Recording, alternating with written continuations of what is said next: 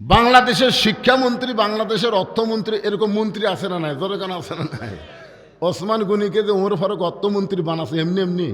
আল্লাহ রাসূল একদিন ওসমান গনিকে ডাক দেন, ওসমান, আল্লাহ তোমাকে কত সম্পদ দিছে, তুমি কি তার হিসাব জানো? ওসমান গনি বলতেছি, ইয়া রাসূলুল্লাহ, আল্লাহ আমাকে যত সম্পদ দিছে, এই সম্পদ যে গুদামের মধ্যে আমি রাখি, ওই গুদামে তালা দিয়া ওই গুদামের তালার চাবি টানতে একটা উট হিমশিম খায়।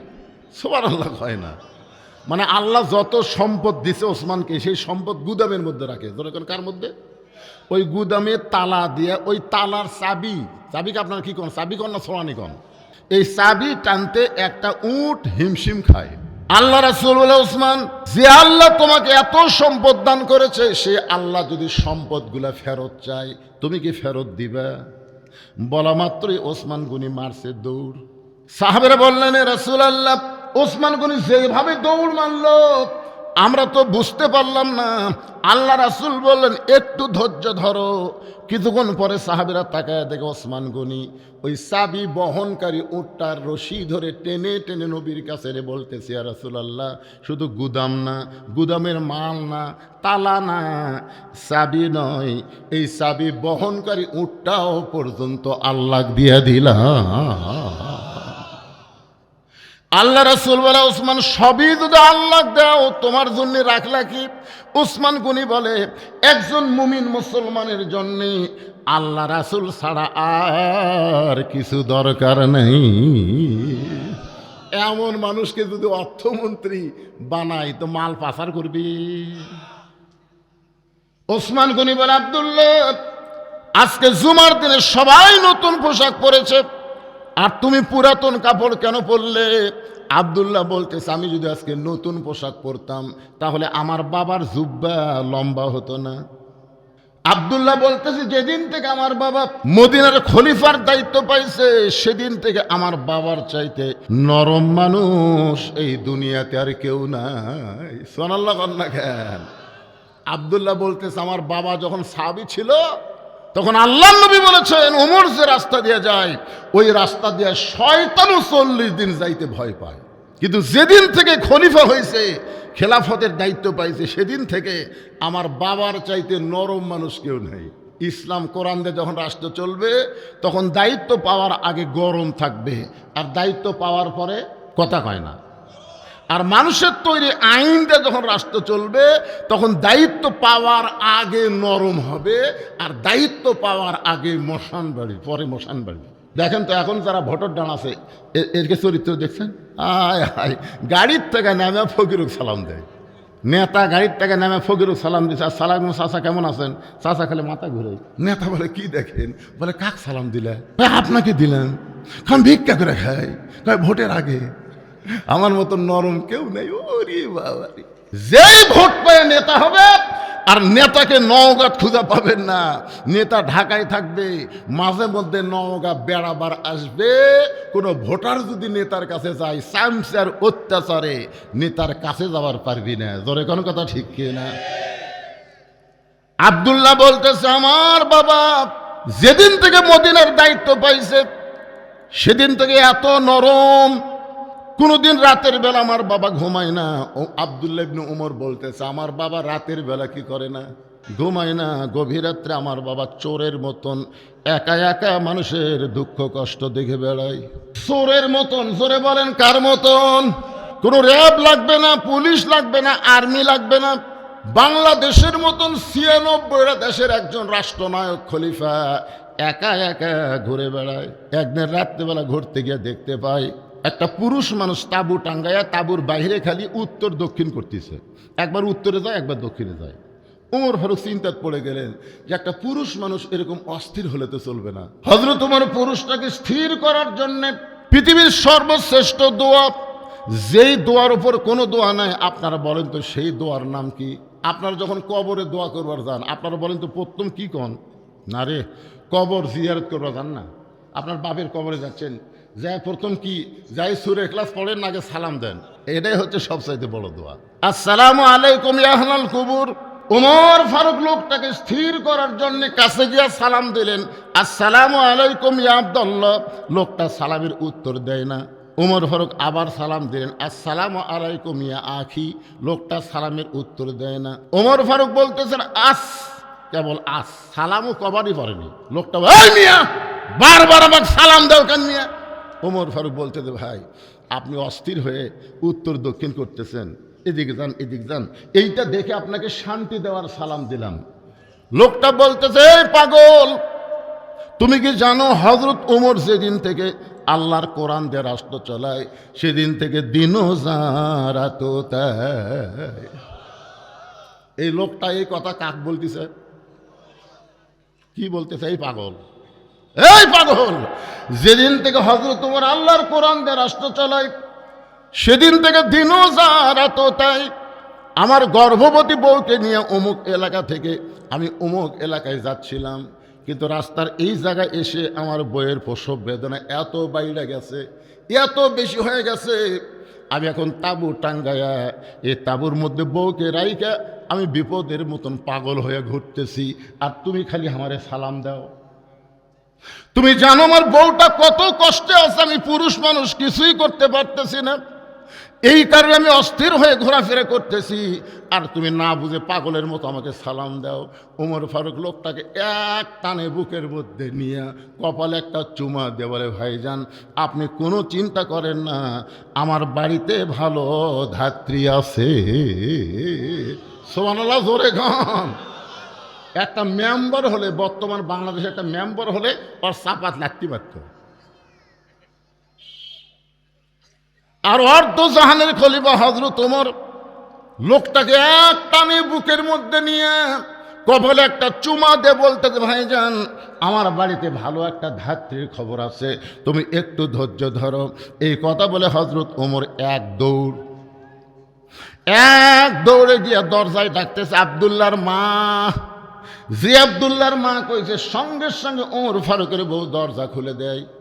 ওমর ফারুক চমকে গিয়ে বলে বিবি রে, আমি না হয় দায়িত্ব পায় পাগল হয়ে সারা রাত চোরের মতন ঘোরাঘুরি করি, কিন্তু তোমাকে একটা ডাক দেওয়ার সঙ্গে সঙ্গেই তুমি দরজা খুলে দিলে, কারণ কি? বউ মুসকি মুসকি হাসিয়ার বলে স্বামী গ, আপনি যেদিন থেকে মানুষের দুঃখ কষ্ট দেখার জন্য রাতের বেলা ঘুরতেছেন আমি সেদিন থেকে বিছনায় ঘুমাই না, আমি সারা রাত দরজায় দাঁড়িয়ে দাঁড়িয়ে আল্লাহর কাছে আপনার নিরাপত্তার জন্য দোয়া করি। ওমর ফারুক একটানে বউকে নিয়ে কপালে একটা চুমা দিয়ে বললেন বিবি রে, তোমাদের মতন বউ যাদের ঘরে থাকবে সেই মানুষ কোনোদিন খারাপ নেতা হতে পারবে? কথা কন না কেন পারবে?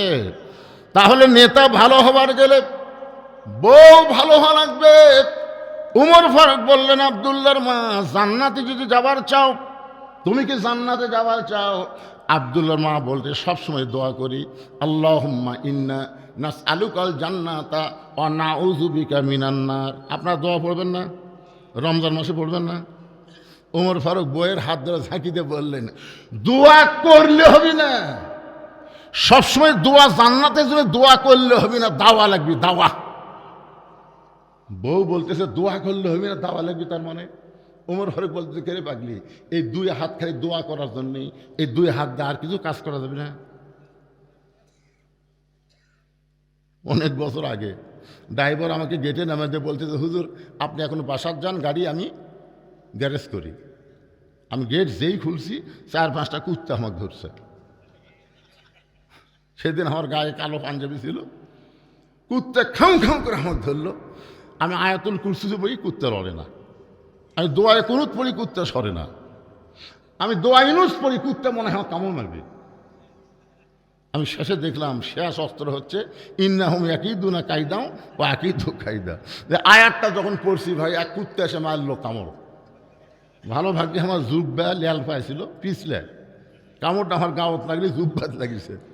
আমি কইলাম কেন এত দোয়া দুরুদ, তাও কুত্তা কামড় দেয়। তখন আমার ইমান হাত বলতেছে হুজুর তোমার মুখত খালি দোয়া আছে, হাতত লাঠি নাই। খালি লাঠি থাকলে এত দোয়া লাগে, এক কুত্তের পাশাত বাড়ি মারলে বাকি 3টে এমনি দৌড় মারবে। জোরে কোন কথা ঠিক না? বাংলাদেশের মানুষ খালি দোয়া দিয়ে বাংলাদেশকে ভালো করতে পারবেন না।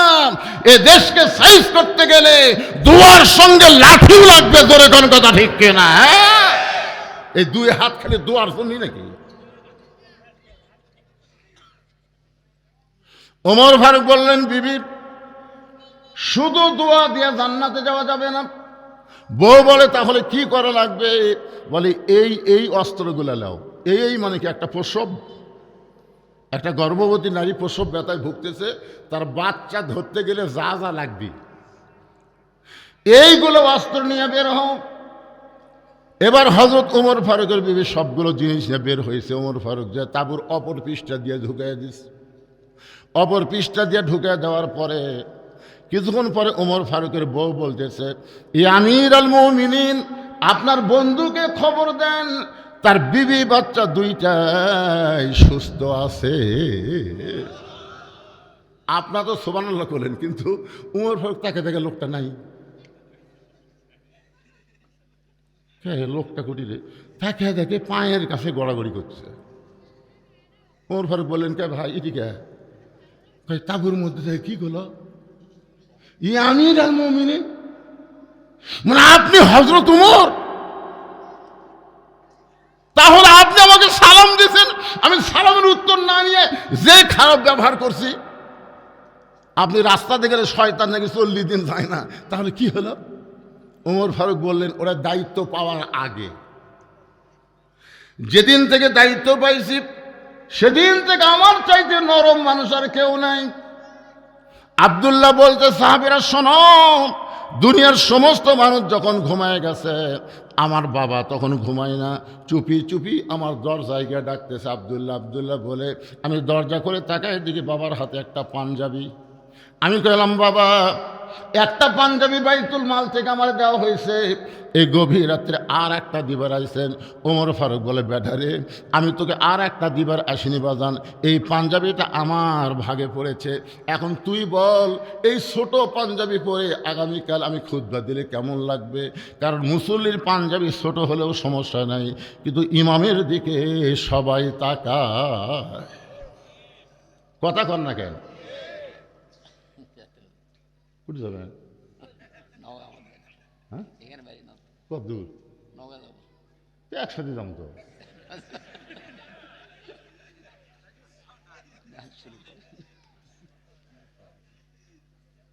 এই রাত্রে 11টা বাজেই গেছে, আর কিছুক্ষণ। আপনি এই জায়গা গেলে বুঝছেন, এই চেয়ারটা একেবারে বুঝতে পারছি কি কন। আল্লাহ রাসূল কিন্তু কলেমার দাওয়াত নিয়ে আগে বেলালের কাছে যায়নি, আগে আবু জেহেলের কাছে গেছে। আবু জেহেলের মতন মানুষ যদি ভালো হয়, তাহলে সাধারণ মানুষগুলি এমনি ভালো হবে। এইরকম একটা পুঁজিপতি ধনী মানুষ ভালো, যিনি মাদ্রাসার খেয়াল করেন, মাদ্রাসা মহব্বত করেন, কোরআনী শিক্ষার গুরুত্ব দেন, তার মতন একজন আল্লাহওয়ালা ভালো মানুষ এখানে কিছু সময় থাকলে রহমত বরকত আছে না নাই? জোরে কান আছে না নাই?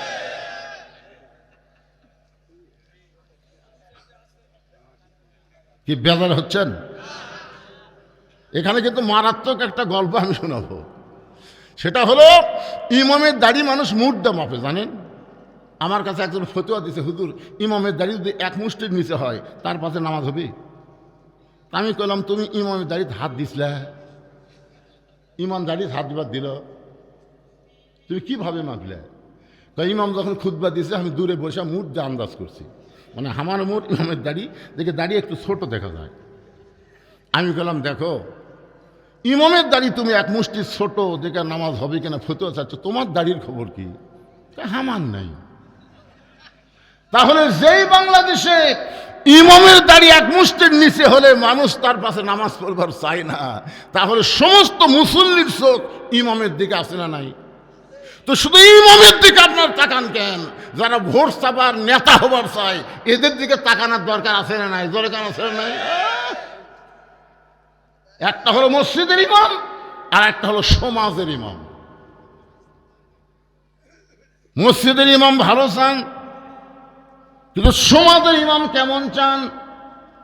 ওমর ফারুক বললেন, বেটারে, এই ছোট পাঞ্জাবি পরে আমি কেমনে খুতবা দেই, তোর জুব্বাটা আমাকে দিয়া দে। আব্দুল্লাহ বলে আমার কাপড় আমার বাবাকে দিয়া দিলাম। গভীর রাত্রে বাবা তার কাপড় আমার কাপড় একত্র খুতবা শোনা যায় কি না যায়। সমস্ত সাহাবীরা চিল্লায় বলে আল্লাহর কোরআন দিয়ে যখন রাষ্ট্র চলবে এমন ভালো মানুষকে নেতা হিসাবে দেখা যাবে। আমরা সেই কোরআন থেকে ছোট্ট একটা সূরাটার নাম হলো সূরা আসর। জোরে বলে নাম কি? আসর শব্দের অর্থ হলো সময়। সময়ের খুবই গুরুত্ব। যেরকম প্রধান অতিথি সাহেব সময়ের দিকে খেয়াল করে চিন্তা করতেছে বাসায় যাই, কিন্তু আপনাদের মধ্যে এমন একজন মানুষ দাঁড়ায় বলেন তো হুজুর আমি এখান থেকে বাড়ি যাবার পার বই, একটা লোক রাহান বুকর থাবা দেখান হুজুর আমার বাড়ি সবচাইতে নিকটে, আমি বাড়ির যাওয়ার পার বই।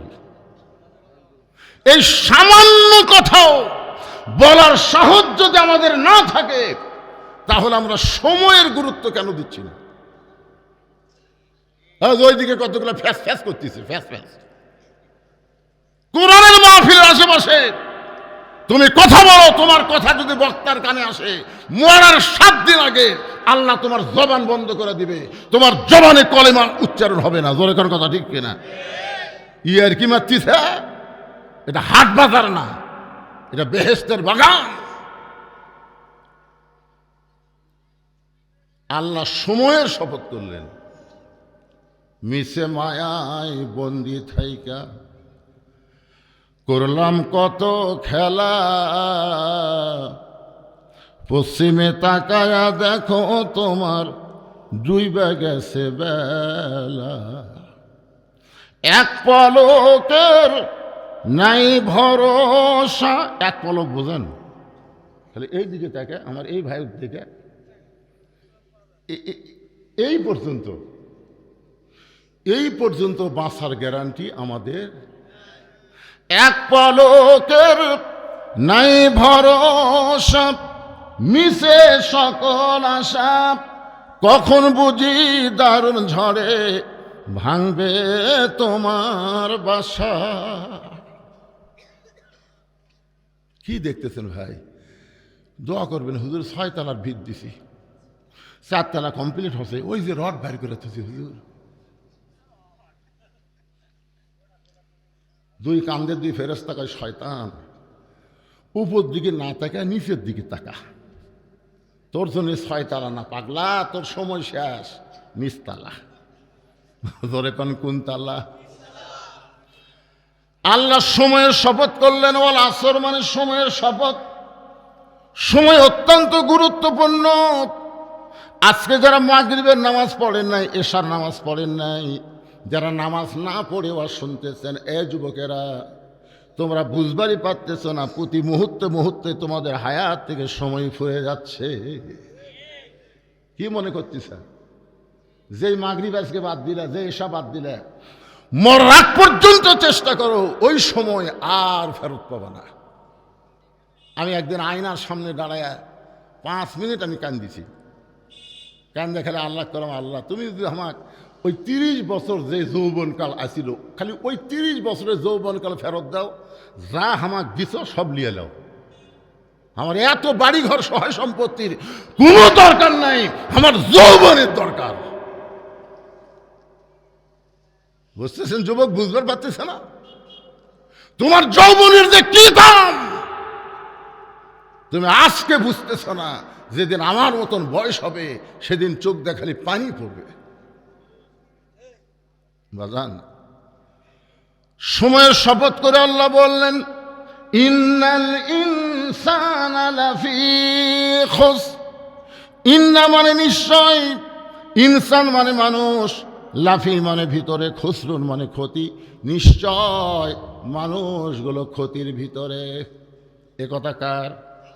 আমার দিকে খেয়াল করেন, সময় বেশি বাকি নাই, খুব বেশি সময় নাই তো।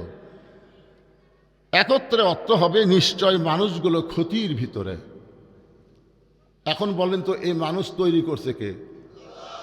সবাই আমার সঙ্গে বলেন, আদর করে মানুষ আল্লাহ বানায়া কেমনে দিবেন ক্ষতির মধ্যে ফেলিয়া।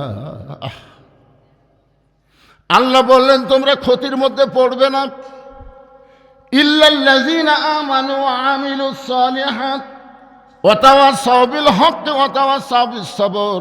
এখানে চারটা বিষয় বলা হয়েছে, সংক্ষিপ্তভাবে আমি বলতেছি। এক নম্বর হলো ঈমান। যেরকম এক নম্বর কি? ঈমান যদি না থাকে আপনি যতই ভালো কাজ করেন আল্লাহর দরবারে কবুল হবে না। আপনার বলেন তো নবীর চাচা আবু তালেব কেমন মানুষ ছিল? সবাই এক বাক্যে বলেন কেমন ছিল? কেমন ভালো? আল্লাহ রাসূল বলেছেন আমি মায়ের পেটে থাকা অবস্থায় এতিম ছিলাম, কিন্তু দুনিয়াতে আসার পরে এতিম ছিলাম না।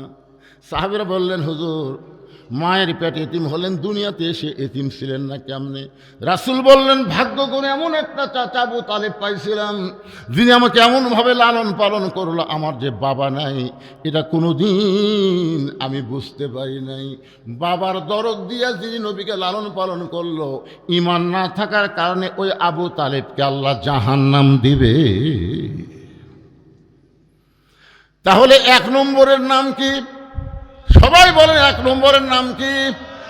আল্লাহ রাসূল বলেছেন তুমি যত বড় পাপী হও না কেন, শুধু তো ঈমান নিয়ে যদি কবরে আসতে পারো, শুধু ঈমান নিয়ে যদি কবরে আসতে পারো, আমি রাসূল ওয়াদা দিয়া দিলাম তোমাকে বাহিরে রেখে আমি নবী জান্নাতে যাব না। এখন আপনারা খালি খেয়াল করেন, এই ওটা বসা, এই ওটা বসা। না না, ঈমানের ওয়াজ শুনবেন না? ঈমান নামাজ ভঙ্গের কারণ আছে না নাই? রোজা ভঙ্গের কারণ আছে না নাই?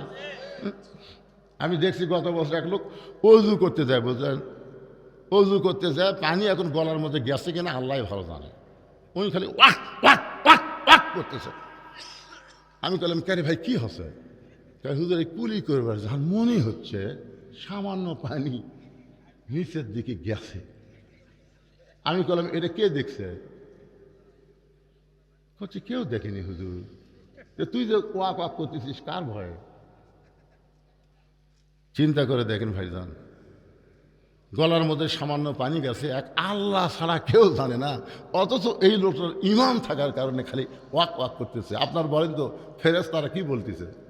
আল্লাহ আল্লাহ তোমার এই বান্দা তোমার কোনোদিন দেখছে? কয় না।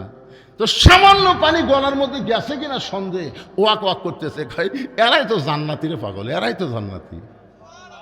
নামাজ পড়তে পড়তে যে আঙ্গুল তোলেন না, আঙ্গুল তোলেন না ভাইজান, আত্তাহিয়াতু পড়তে পড়তে আশহাদু আল্লা ইলাহা ইল্লাল্লাহ তোলেন না, এই আঙ্গুল কি জন্য তোলেন? ফেরেশতারা বলতেছে আল্লাহ এই যে আর আঙ্গুল তুলে আশহাদু আল্লা ইলাহা ইল্লাল্লাহ বলতেছে, এরা কি আপনাকে কোনোদিন দেখছে? কয় না দেখিনি। তো না দেখে আপনাকে সাক্ষী কেমনে দেয়? আল্লাহ বলতেছে এইভাবে যারা আঙ্গুল তুলে আমাকে সাক্ষী দিল এরাই বিনা হিসাবে জান্নাতি হয়ে গেল। খালি সুবহানাল্লাহ বললে হবে না, নামাজ ধরা লাগবে, নামাজ ধরা লাগবে। এই জন্য এক নম্বর ঈমান। দুই নম্বর হলো আমিলুস সালিহা, নেক আমল করা লাগবে। নেক আমলের মধ্যে এক নম্বর নেক আমলের নাম হলো নামাজ। যে নামাজ না পড়লে ঈমান থাকবে না। রাসূল বলেছেন লা সালাত আলা ঈমানা, যার নামাজ নাই তার ঈমান নাই। লা সালাত আলা দীনা, যার নামাজ নাই তার কোনো ধর্মই নাই। বাইনাল আবদ ওয়াল কুফরি তারকুস সালাত, বান্দার কাফেরের মধ্যে পৃথক করার জিনিসটার নামই হলো নামাজ। এখন আপনাদের বোঝানোর জন্য বলতেছি, এই পুরুষ মানুষের জন্য এক নম্বর নেক আমলের নাম হলো, কিন্তু আমার মা বোনেরা যারা পর্দার অন্তরালে বসে শুনতেছে ওনাদের জন্য এক নম্বর নেক আমল কিন্তু নামাজ না। নারীদের জন্য এক নম্বর নেক আমলের নাম হলো পর্দা। জোরে বলেন নাম কি? আচ্ছা আপনাকে এই শৈলকূপ এলাকায় কোনো মেয়ে মানুষ কি মাথার চুল বেচা খায়?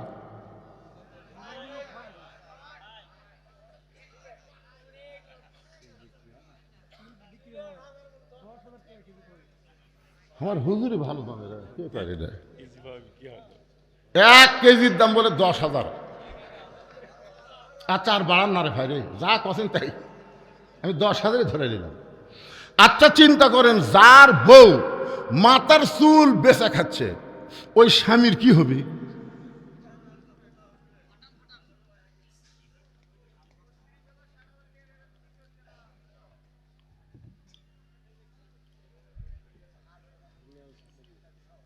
এই মাথার চুল যে বেচা খাচ্ছে কিছু হবে না? মেয়ে মানুষ মারা গেলে কয় কাপড়? জোরে বলেন কয়টা? কয়টা? 7টা। পুরুষের মতোই 3টা কাপড় মেয়েদের পরার লাগে, পুরুষের মতোই 3 কাপড়। আর 2টা কাপড় মেয়েদের বেশি পরাতে হয়, একটা হলো সিনা বান আর একটা হলো মাথা বান। একটা হলো সিনা বান আর একটা হলো মাথা বান।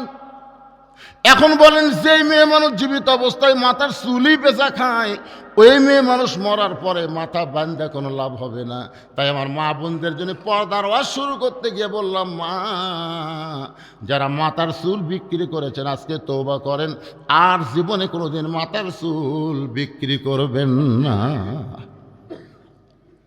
হযরত আলী এশার নামাজ পড়ে ঘরের মধ্যে ঢুইকা দেখে ফাতেমা চৌকির উপরে বসে 2 চোখ দিয়ে দর দর করে পানি পড়তেছে, এমনকি গাল বয়ে বয়ে পানি থুতুনির তল দিয়ে চলে আসতেছে। হযরত আলী দৌড়ে গিয়া থুতুনির তলে হাতটা এইভাবে দিলেন, ফাতেমার থুতুনির তলে হাতটা এইভাবে দিলেন। ফাতেমার চোখের পানি এসে আলীর হাতের মধ্যে যখন জড়ো হয়ে গেল, হযরত আলী ওই পানিটা নিজের চেহারার মধ্যে মালিশ করে বলেন, ফাতেমা রে, দুনিয়ার বহু ধনী যুবক নবীর কাছে তোমাকে বিয়ের প্রস্তাব করেছিল, দুনিয়ার বহু ধনী যুবক তোমাকে বিয়ে করার জন্য আল্লাহর নবীর কাছে প্রস্তাব দিয়েছিল, কিন্তু আল্লাহর নবী কোনো ধনী যুবকের সঙ্গে তোমার বিয়ে দেয় নাই।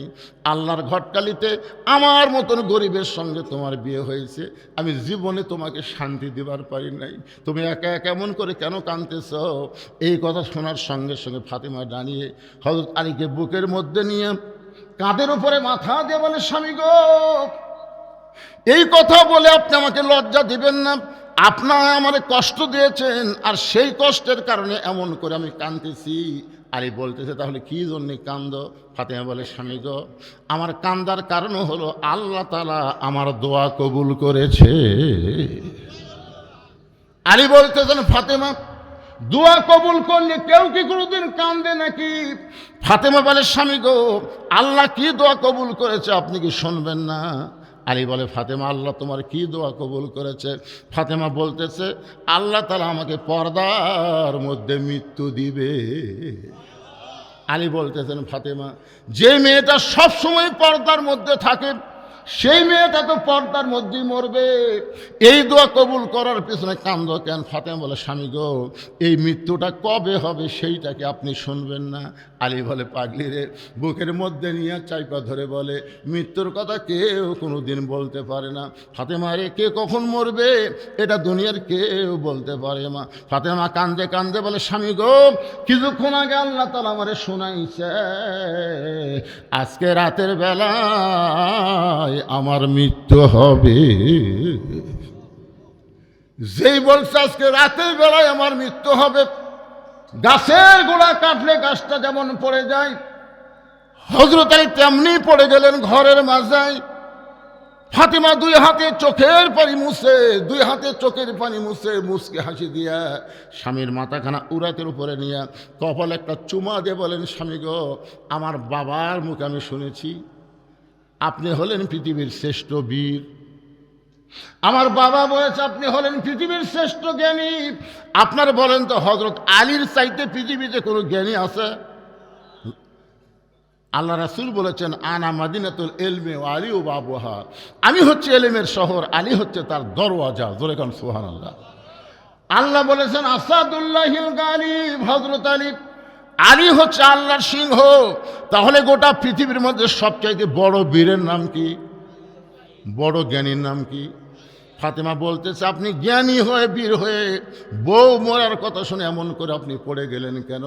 আপনি কি জানেন না এই দুনিয়া থাকার জায়গা না, এখানে আসলে যাইতে হবে।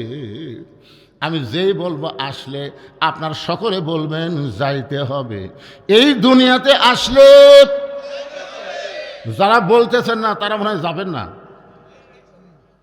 এটা কোন জায়গায় যাওয়ার কথা বলা হচ্ছে?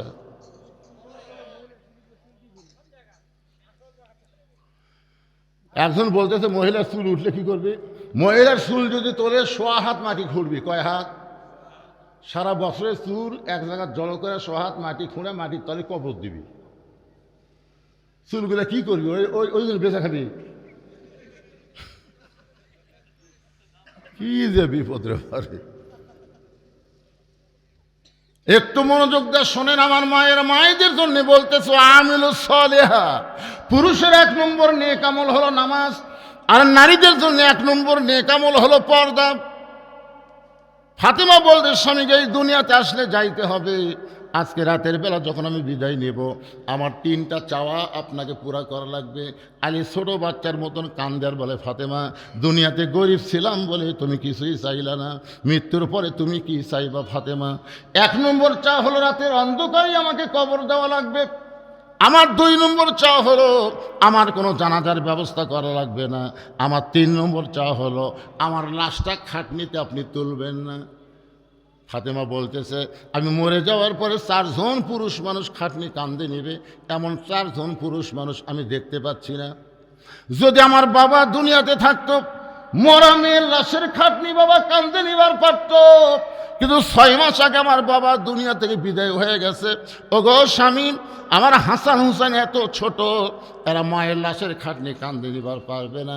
এই জন্য আপনি শুধু আমার দেহটা কান্দে করে নিয়ে ওই জান্নাতুল বাকির পূর্ব কোণায় সবুজ রঙের একটা বাতি জ্বলবে, ওই বাতি বরাবর আপনি আমাকে দাফন করবেন। আমার মায়েদের জন্য বলতেছি, মা হযরত আলী ফাতেমাকে দাফন করার পরে তাকায় দেখে সামনে কয়েকটা নতুন পুরাতন কবর দেখা যায়। এইমাত্র ফাতেমার নতুন কবর দিছে, সেই নতুন কবর আর খুঁজা পায় না। আলী গোটা জান্নাতুল বাকির মধ্যে দৌড়ায় বলে, ফাতেমার কবর, ফাতেমার কবর। কে যেন ডাকতে বলে, আলী রে।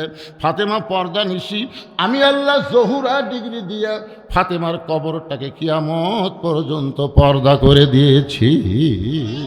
আল্লাহ এই কারণে কোরআনে বললেন, অকরনা ফি বুয়ুতিকুন্না ওয়ালা তাবাররাজনা তাবাররুজাল জাহিলিয়াতিল উলা। আল্লাহু আকবার। মায়েরা শোনেন, যে কোরআনের ওয়াজ শুনতেছেন, এই কোরআনে পর্দার কথা এমন ভাবে বলা হয়েছে, মেয়েরা যদি নামাজ কমও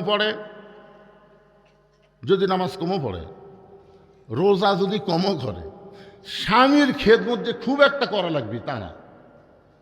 আল্লাহ রাসূল বলেছেন, স্বামী যখন খেদমত চায়, এই আমার কথাটা খেয়াল করবেন, স্বামী যখন খেদমত চায় তখন স্বামীর খেদমত করবে। ওয়াজাতা স্বামীর খেদমত করা লাগবে না। আর জোরে কর না কেন? ওয়াজাতা স্বামীর খেদমত করা লাগবে। অতি ভক্তি হলো চোরের লক্ষণ। কি? কয়েকদিন আগে আমার এলাকায় একটা মেলা হলো, মেলা ইসারে সওয়াব 5টির মেলা। আমার বউ একটা তালিকা নিয়ে এসে, মেলা হচ্ছে রোববারে, নিয়ে যাচ্ছে শুক্রবারে। তালিকার মধ্যে দেখলাম যে কাকে কাকে দাওয়াত দেওয়া লাগবে। বউ আমার কাছে বসে আমাকে গায়ে হাত দিয়ে